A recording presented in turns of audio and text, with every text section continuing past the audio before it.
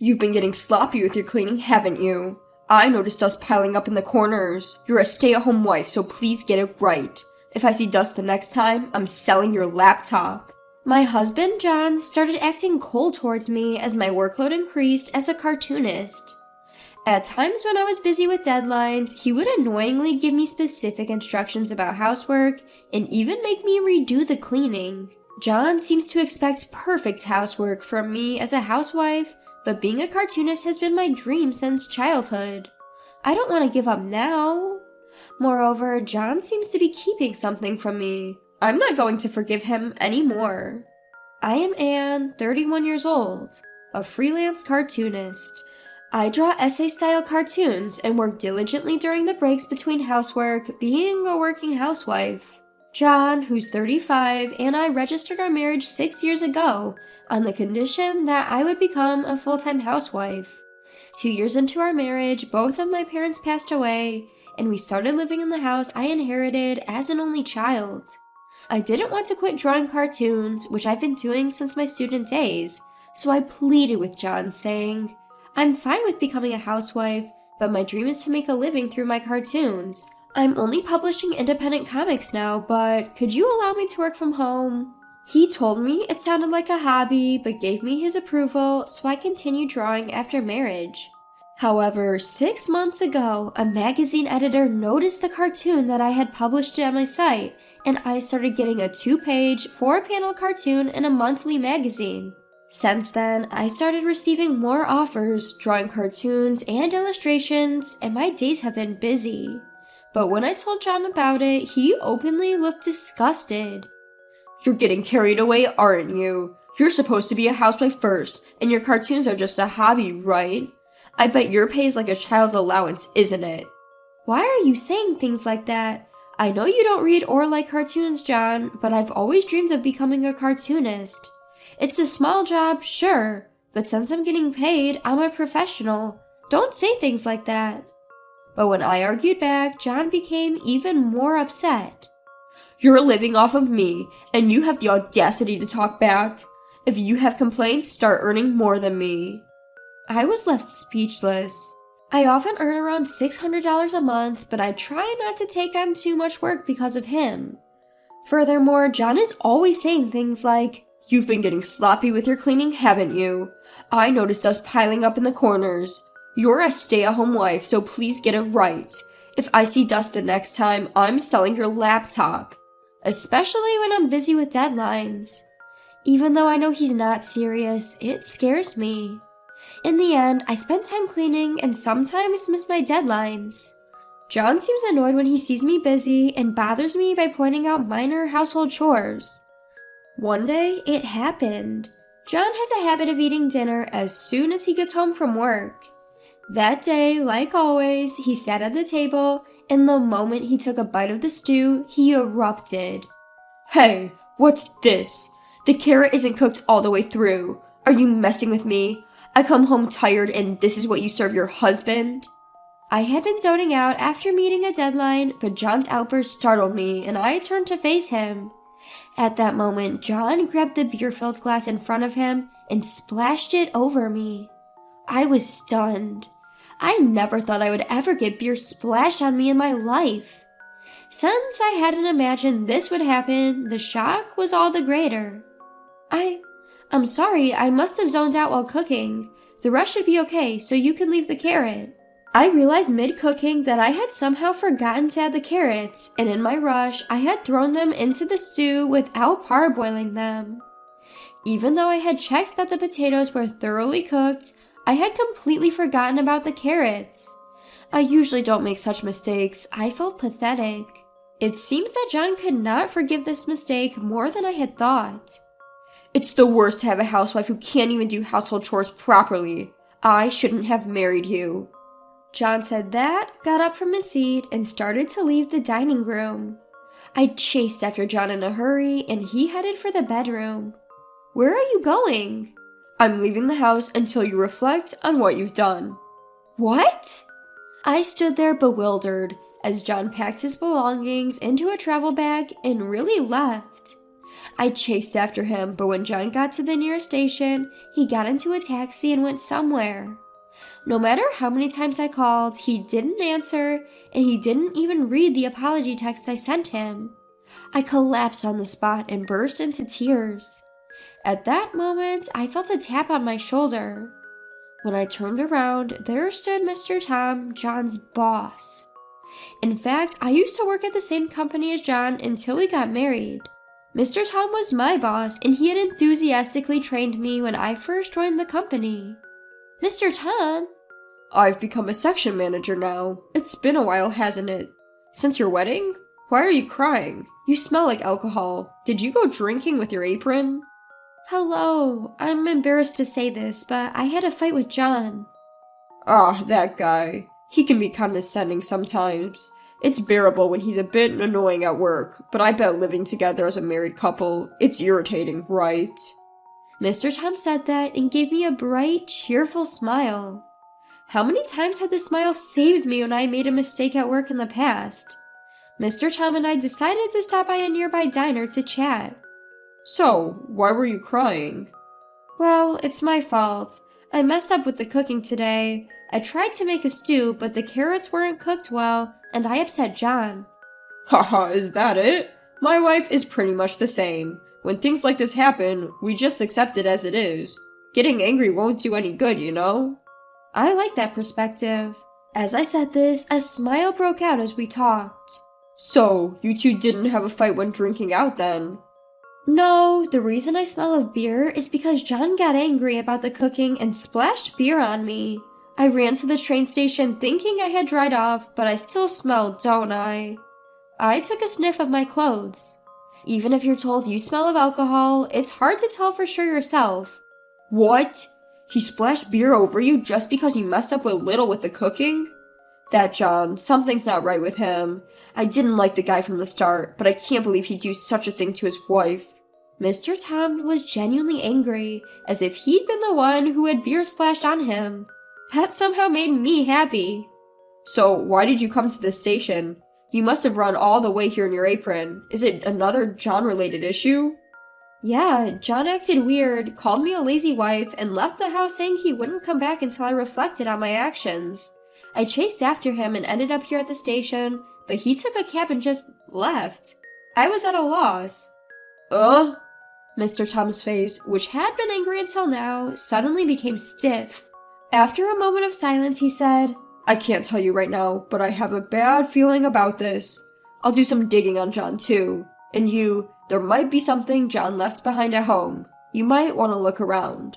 I didn't understand what he meant, but I nodded and we disbanded for the day. Mr. Tom escorted me home. Following Mr. Tom's advice, I checked John's often-used shelves and rummaged through John's clothes, where I found a hotel points card in the pocket of his pants. The card showed it had been used quite recently, around noon on a Saturday when he claimed he had to work. This led me to be sure that John was cheating on me, and I suddenly remembered something I had completely forgotten. It was something we talked about before getting married. We had agreed it would be handy if we could locate each other's phones using GPS in case one of us lost ours. We researched together and installed a special app for locating devices, which I had completely forgotten about. I launched the app and entered the password and discovered that John was in a rather surprising place. He was at a famous tourist spot. It was a well-known dating spot, and I couldn't imagine he would go there all alone. I assumed that John was on a trip with his mistress and decided to act on that assumption. The next day, I called the company and asked to speak to Mr. Tom. Mr. Tom, thank you for yesterday. No problem. Was there something? Is it possible that John didn't come to work today? Mr. Tom was silent for a while, but after letting out a long sigh, he said, Yes. He's on a paid leave for the next 4 days. I thought as much. I don't like to say it, but he's probably... Yes, I understand, but this gives me some clarity. Thank you. After hanging up, I made a resolution and left the house. I had been thinking about it. If John ever betrayed me, this is what I would do. After finishing my task, I called another person. "Hello, it's been a while." The person on the other end spoke to me in a bright voice, but as soon as I started talking about John, they sided with me. I hung up the phone feeling reassured, believing that things would surely move in a favorable direction. The next day, along with some people, I went to the location indicated by John's smartphone GPS. It was right inside a resort hotel near a famous tourist spot. Right now, he seemed to be outside the hotel, with the GPS indicating he was near the beach. John turned pale the moment he saw my face. With a smirk, I aimed my phone at John and rapidly clicked pictures to get a two-shot with the girl in her early 20s standing next to him. By the way, I had been taking photos since 30 minutes ago when John was applying suntan oil to this woman in a bikini. I let him swim until I could get definite proof that John was cheating. Perhaps because of their liberating environment or their minds were utterly clear, they were kissing in public. I felt no shock, perhaps because my patience had run out. Rather, I was grateful that they provided such good evidence. What surprised John and turned him pale wasn't just because he saw my face. Behind me there were my in-laws, both casting stern glances at John. "What's going on, John?" As I approached with a smile, John, flustered, stumbled in the sand and fell on his rear end. Seeing this, my mother-in-law heaved a sigh. "How pathetic, even for my own son. And who might this lady be? You abandoned your wife, and what are you up to?" "But it's because this woman doesn't do any housework." John hastily pointed at me and blamed me. "Oh, is it correct to say she does absolutely nothing? Even if she occasionally skips cleaning, she does laundry, cooking, and dishes every day, doesn't she?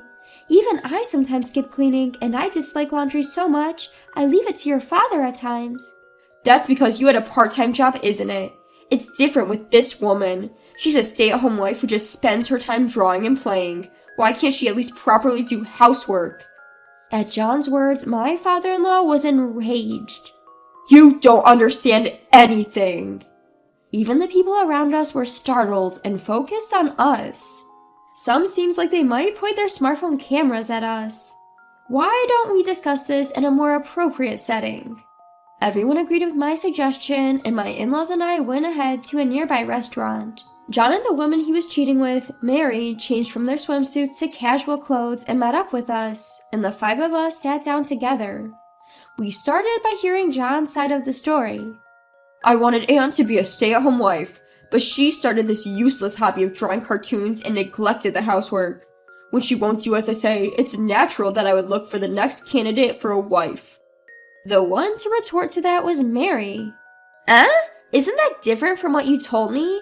You said you were troubled because a stalker was coming to your house and you wanted me to help you forget about the unpleasant reality for a while.